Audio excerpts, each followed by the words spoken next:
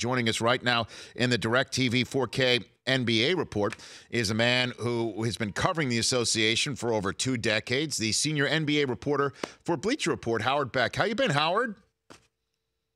How are you? I'm doing great, thanks. I'm doing great. What would you say is the top story out of the first action-packed 5 days of the association season, Howard? Oh, man. I don't know if there's one overarching story other than, holy crap, it really blows watching a couple of players go down with season-ending injuries right off the top and several others hobbling off with, injuries that we don't know the extent of yet.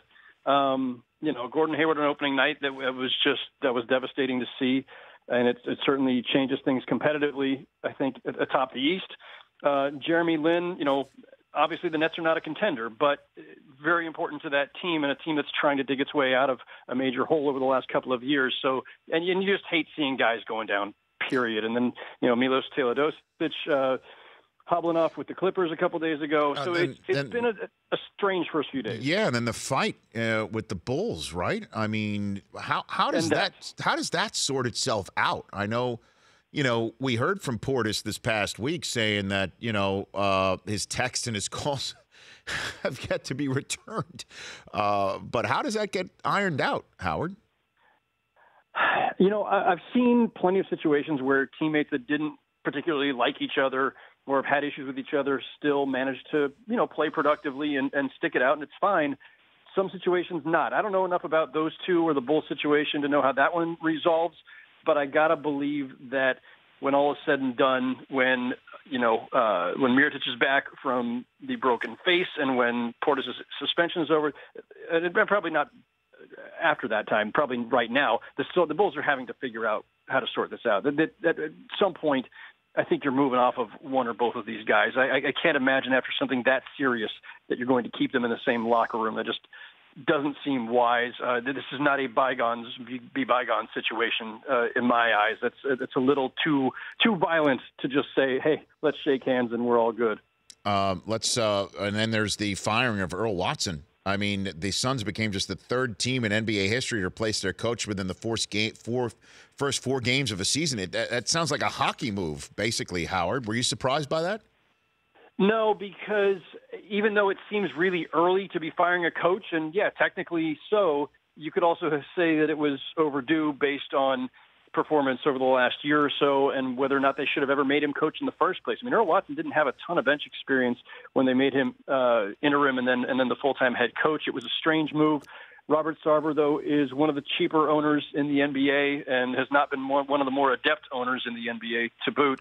And so, promoting a guy with very scant experience that most people didn't think was ready to be a head coach, that's the owner's mistake. Earl Watson paid the price for Robert Sarver and that organization overreaching. And they're also underachieving. They're underachieving because of a roster that really isn't ready to compete either. And again, that's on the organization, which is not to excuse Watson's coaching. It's just to say that there's a lot going on in Phoenix that goes way beyond whether or not Earl Watson was the right guy for the job.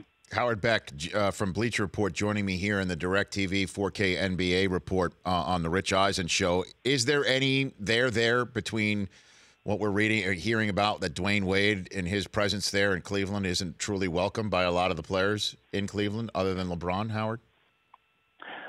I think the real issue there is just that, you come in and, very late in the going there, you've got a pretty tight group that's formed around LeBron. That's his new championship group as opposed to his old one. And Dwayne and LeBron are really close friends, obviously. So he comes in and is immediately made a starter at J.R. Smith's expense.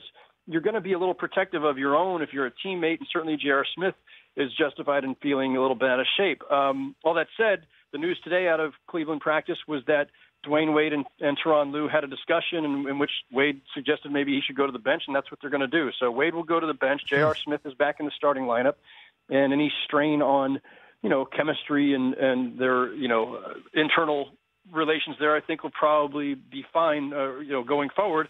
And Wade is a great guy to be leading that second unit.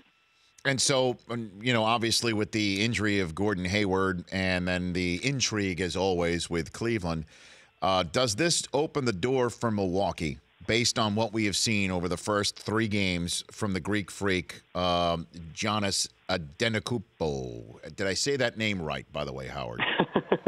Giannis, okay. like a Y. Okay. And Adetokounmpo it's a lot to spit out. Adetokounmpo. It's taken years of practice for me. I love it.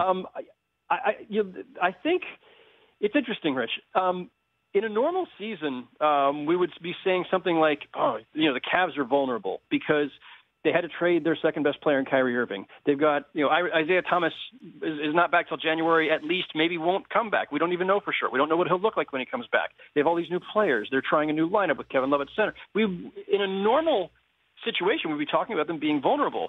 But Boston was a complete overhaul, and now they've lost Gordon Hayward, so now they don't seem much like a threat.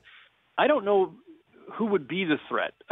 Maybe Milwaukee. Giannis is certainly taking literally and figuratively massive leaps on a year-to-year basis here, and you've got some good young players around him, but I don't know if they're ready to make that kind of leap yet. And then Toronto and Washington are two teams that have been hovering near the top of the East for the last couple of years, but just have not been able to make that quantum leap to Cleveland's level. And I'm not sure that either of them did, neither of them did really anything in the offseason to close that gap. So it's more about Cleveland. If Cleveland malfunctions on its own, then it opens the door. But if Cleveland, and look, they've got LeBron. He's the ultimate equalizer.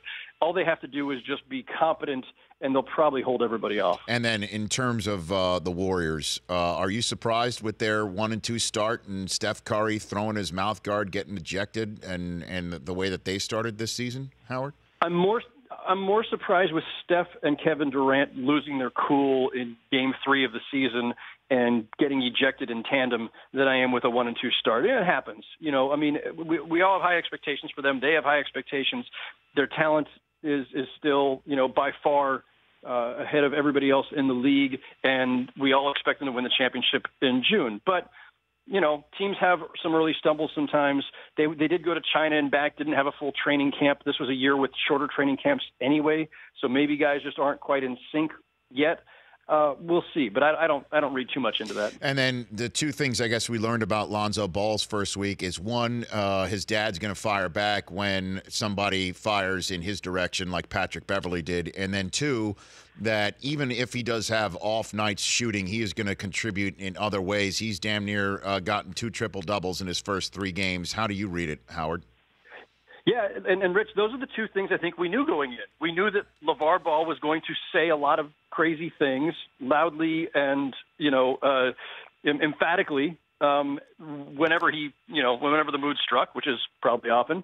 And we knew that Lonzo was going to be a guy who, while not a great scorer or shooter at least, was going to have a huge impact on the game in so many other ways, especially with his playmaking. And we've seen it. I mean, I think he's going to have his ups and downs, and everybody was ready to bury him after opening night when Pat Beverley locked him up, and everybody's ready to jump back on the bandwagon when he gets a near triple-double in his second game. There's going to be ups and downs, like with any other rookie, with any other 19-year-old who's got, very little experience, and by the way, a really young cast around him too. So the Lakers are going to, have a lot of consistency issues. Their defense is not good. They're not going to be threatening for a playoff berth, but Lonzo's going to be a reason to watch it. They're going to be more entertaining, more competitive just by his presence. Howard, always appreciate the time. Good chatting with you again. We're off and running on another season. We'll chat with you again real soon. Look forward to it, Rich. Thanks for having me. Always. At Howard Beck on Twitter. Check out the Full 48 podcast by Bleacher Report with Howard. And then, of course, at Howard Beck, as I mentioned, on Twitter. For more Rich Eisen Show, tune to Audience Channel 239 on DirecTV or download the Rich Eisen Show app.